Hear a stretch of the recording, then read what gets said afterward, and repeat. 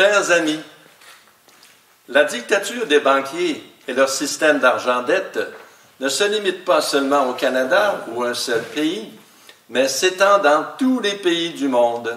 En effet, il suffirait qu'un seul pays se libère de cette dictature et donne l'exemple de ce que pourrait être un système d'argent honnête, émis sans intérêt et sans dette par un office national de crédit qui représenterait la richesse réelle de la nation pour que le système d'argent-dette des banquiers s'écroule dans le monde entier.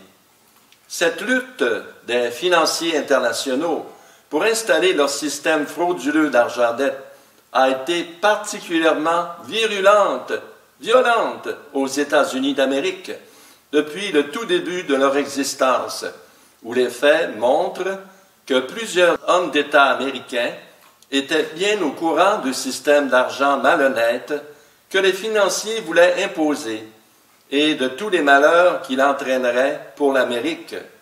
Ces hommes d'État étaient de véritables patriotes qui ont fait tout ce qui était en leur pouvoir pour conserver aux États-Unis un système d'argent honnête, libre du contrôle des financiers.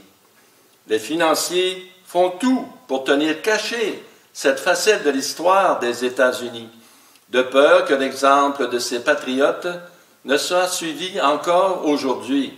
Voici ces faits que les financiers voudraient que la population ignore. Nous sommes en 1750. Les États-Unis d'Amérique n'existent pas encore. Ce sont les 13 colonies sur le continent américain qui forment ce qu'on appelait la Nouvelle-Angleterre, possession de la mère patrie, l'Angleterre. Benjamin Franklin écrivait de la population de ce temps, en Amérique, « Impossible de trouver de population plus heureuse et plus prospère sur toute la surface du globe. » Faisant rapport en Angleterre, on lui demanda le secret de cette prospérité dans les colonies, alors que la misère régnait dans la mère patrie, l'Angleterre. « C'est bien simple, répondit Franklin. Dans les colonies, nous émettons notre propre papier-monnaie, nous l'appelons colonial script, et nous en émettons assez pour faire passer facilement tous les produits des producteurs aux consommateurs.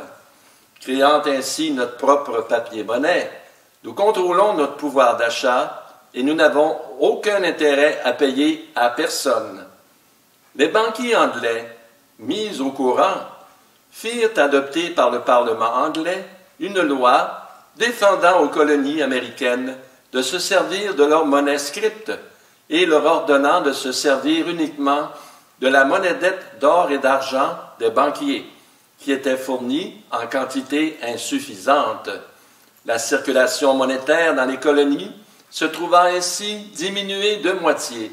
En un an, dit Franklin, les conditions changèrent tellement que l'ère de prospérité se termina et une dépression s'installa, à tel point que les rues des colonies étaient remplies de chômeurs.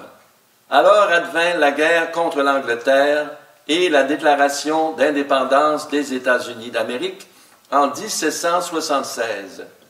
Les manuels d'histoire enseignent faussement que la Révolution américaine ou guerre d'indépendance était due à la taxe sur le thé.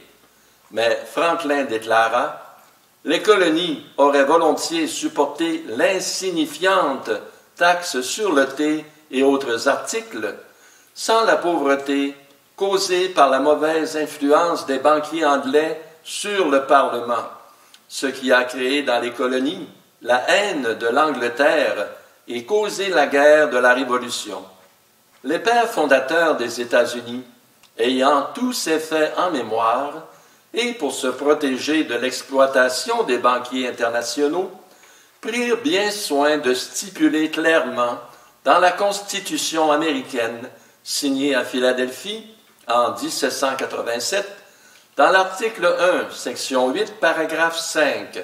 « C'est au Congrès qu'appartiendra le droit de frapper l'argent et d'en régler la valeur. » Mais les banquiers ne lâchèrent pas le morceau. Leurs représentants Alexander Hamilton, fut nommé secrétaire du Trésor, soit l'équivalent de notre ministre des Finances, dans le cabinet de George Washington, le premier président américain.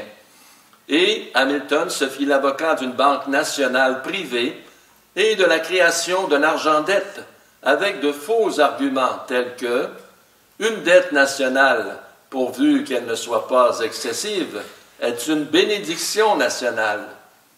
Et aussi, le gouvernement se montrera sage en renonçant à l'usage d'un expédient, d'un moyen aussi séduisant et dangereux, soit d'émettre son propre papier-monnaie. Hamilton leur fit aussi à croire que seul l'argent-dette des banques privées était valable pour les transactions avec les pays étrangers.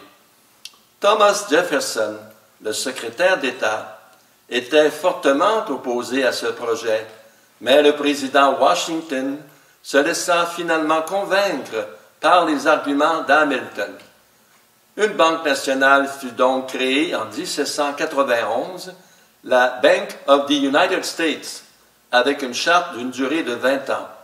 Quoique nommée Banque des États-Unis, elle était plus véritablement la banque des banquiers, puisqu'elle n'appartenait pas du tout à la nation, au gouvernement américain, mais elle appartenait aux individus détenteurs des actions de la banque, soit les banquiers privés. Le nom de Banque des États-Unis fut délibérément choisi dans le but de laisser croire à la population américaine qu'elle était propriétaire de la banque, ce qui n'était pas du tout le cas.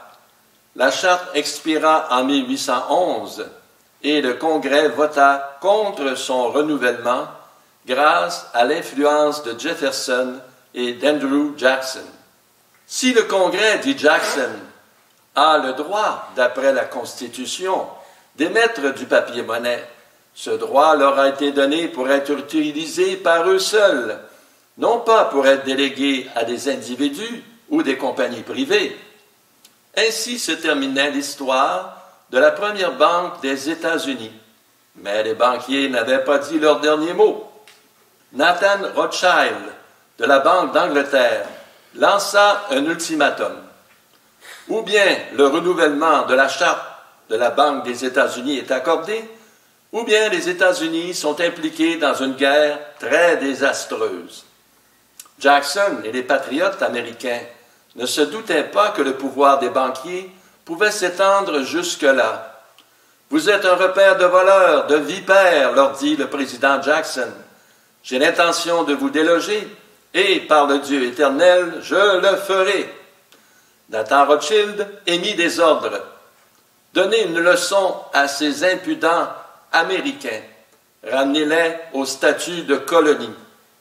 Le gouvernement anglais déclencha alors la guerre de 1812 contre les États-Unis. Le plan de Rothschild était d'appauvrir les Américains par la guerre à un tel point qu'ils seraient obligés de demander de l'aide financière, qui, bien sûr, ne serait accordée qu'en retour du renouvellement de la charte de la Bank of the United States. Il y eut des milliers de morts, mais qu'importe à Rothschild, il avait atteint son but. La charte fut renouvelée en 1816. Abraham Lincoln fut élu président des États-Unis en 1860, avec la promesse d'abolir l'esclavage des Noirs. 11 États du sud des États-Unis, favorables à l'esclavage des Noirs, décidèrent donc de quitter l'Union, de se séparer des États-Unis.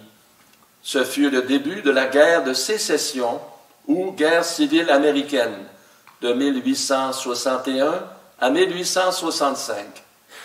Lincoln, étant à court d'argent pour financer les armées du Nord, partit voir les banquiers de New York qui lui offrirent de l'argent à des taux allant de 24 à 36 %. Lincoln refusa, sachant parfaitement que c'était de l'usure et que cela amènerait les États-Unis à la ruine. Mais son problème d'argent n'était pas réglé pour autant. Son ami de Chicago, le colonel Dick Taylor, vint à la rescousse et lui suggéra la solution. Que le Congrès passe une loi autorisant l'émission de billets du Trésor ayant plein cours légal, payez vos soldats avec ces billets, allez de l'avant et gagnez votre guerre. C'est ce que fit Lincoln, et il gagna la guerre. De 1862 à 1863, Lincoln fit émettre 450 millions de dollars de greenbacks, appelés ainsi par la population parce qu'ils étaient imprimés avec de l'encre verte au verso. Nous continuerons cette histoire captivante du combat pour une monnaie honnête aux États-Unis dans la prochaine capsule, la deuxième partie de cette 8e leçon.